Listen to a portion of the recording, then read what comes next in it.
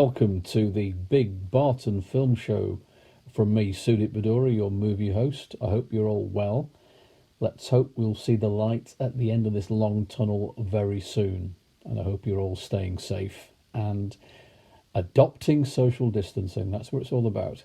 In the meantime, it's all about movies on the show, and back in time again in this golden movie year review I discuss every week.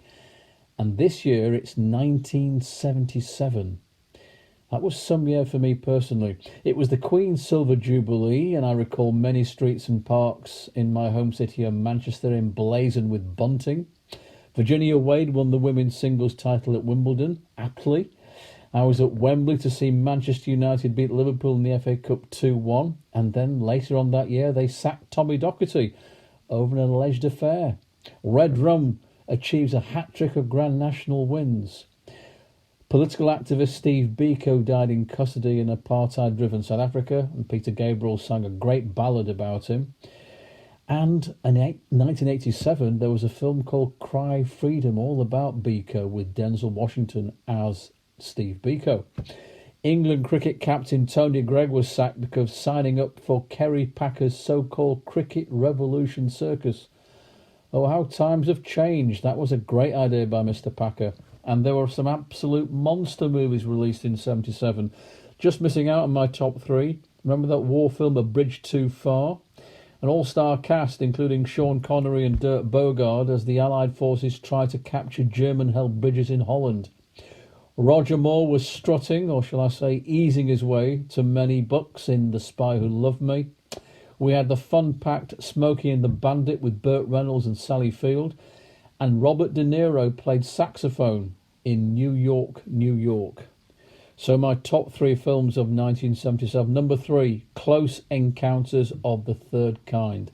An outstanding Steven Spielberg fantasy, as few people on Earth encounter or experience an alien feeling which takes them to the Devil's Tower in Wyoming, where top UFO officials have been expecting an alien craft landing. And after media cover-ups, these Earthlings finally see what they wish to see. And this clearly set the tone for Spielberg's masterpiece 5 years later, E.T. And the aliens are portrayed as peaceful, knowledge-seeking beings. The visual effects should have won an Oscar, but was beaten by a worthy adversary. And pioneer French director Francois Truffaut plays one of the UFO experts. It starred Richard Dreyfuss and Melinda Dillon. Number 2, Annie Hall. I've always been a fan of Woody Allen. Satire, sarcasm, poking fun at his Jewish way of life. He has produced, written and directed many superb quirky dramedies, I call them, comedy dramas, like Manhattan, Midnight in Paris and Hannah and her Sisters. But this remains my all-time favourite. And Woody Allen plays opposite his on-screen star attraction in many movies, Diane Keaton, and they did start a relationship afterwards. Allen plays Alvy Singer, who's a stand-up comedian and life's biggest cynic. Then he meets aspiring singer Annie. Then the wooing and the attempted courtship starts hilariously. However, his neurotic tendencies lead to their split. Full of sharp one-liners, and Woody Allen always loves to talk to his audience on film. It won several Oscars the following year. But my best film of 77 has to be, arguably, one of the best ever, Star Wars Episode 4, A New Hope. And I suggest the sequel, The Empire Strikes Back, is the best Star Wars movie ever. And to be fair, the rest have been lame and tame. It's a classic space soap opera masterminded by George Lucas in a galaxy far, far away. If you've never heard of Star Wars, then do you actually exist on this planet? The plot is flimsy, good against evil. A young farmer on planet Tatooine who wants to join the Space Academy is thrust into the deep end by a nomad hermit, Ben Kenobi, who was a Jedi Knight. And a princess, accused of being part of the rebellion, is being held captive by the wicked empire under the auspices of Darth Vader. And the rest is history. Nothing more to add to this. Locations in Tunisia, Guatemala, Death Valley, multiple Oscars, including special effects, and it beat Close Encounters. It starred Mark Hamill, Carrie Fisher, a young Harrison Ford, and the great Sir Alec Guinness. Best casting, and Guinness got a nomination for Best Supporting Actor. This was a whole new wave of Hollywood filmmaking. It set a benchmark. Never underestimate the power of the Force. My rating for Star Wars has to be greater than 5 stars. Incidentally, George Lucas came to the fore with the wonderful American Graffiti with Dreyfuss, that's Richard Dreyfuss, of course, and a young Ron Howard. Who could have guessed what happened later in his career? And his company, Industrial Light and Magic Special Effects, became an overnight sensation. Star Wars was a combination of past and future, a western and space odyssey, as one critic wrote. But sadly, after the Return of the Jedi, it has not been the same again. Revenge of the Sith, with Darth Vader's Genesis, was passable, but the last 3, including The Last Skywalker, I have felt really shortchanged. As I said, 1977 was personal for me as I sat my A-levels in my final year at Manchester Grammar School, and I had the pleasure and privilege of gaining a place at Manchester Medical School, and the rest is history. Also out this year, I must mention Saturday Night Fever, the reinvention of the Bee Gees, the launch of John Travolta. Disco was ruling the globe, so director John Badham took full advantage, and how.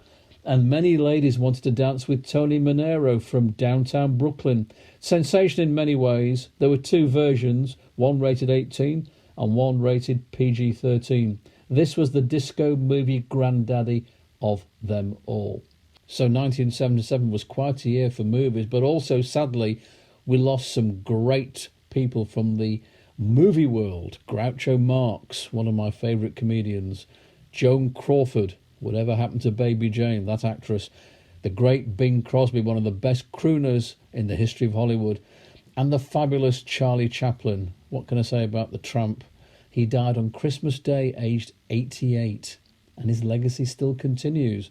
His daughter Geraldine and his granddaughter Una. And Elvis Presley died of a heart attack in his Graceland mansion, aged 42. Drugs, alcohol, junk food took its toll, and the whole world mourned. I wonder what Elvis would be like now in his 80s. We can only but guess. Peter Finch also passed away. A great actor he was. Oscar ceremony, well, best film was Rocky, and the best director was Rocky's director, John Avildsen. Best actor posthumously was Peter Finch for the brilliant satire Network. Faye Dunaway won Best Actress for the same film. Best Supporting Actor was Jason Robards Jr. for All the President's Men. And Best Supporting Actress Beatrice Straight. She was in Poltergeist in 1982 for her role in Network. And Arnold Schwarzenegger broke through the Golden Globes win for a film called Stay Hungry. And the rest is history, of course. And in November that year, the American Film Institute voted Gone with the Wind as America's greatest movie, followed closely by Casablanca, The Wizard of Oz, 2001: A Space Odyssey, and Singing in the Rain. All that now has changed, of course, 43 years later. Brian De Palma, a young director coming up the ranks. He was due for great things later on in life. He's getting rave reviews for a film called Carrie, starring Sissy Spacek, from the book by Stephen King. That won many awards at a major film festival in January. So that's the end of 1977. That's a wrap. I hope you've enjoyed the time travel back to that year. I'll see you all next week. Take care.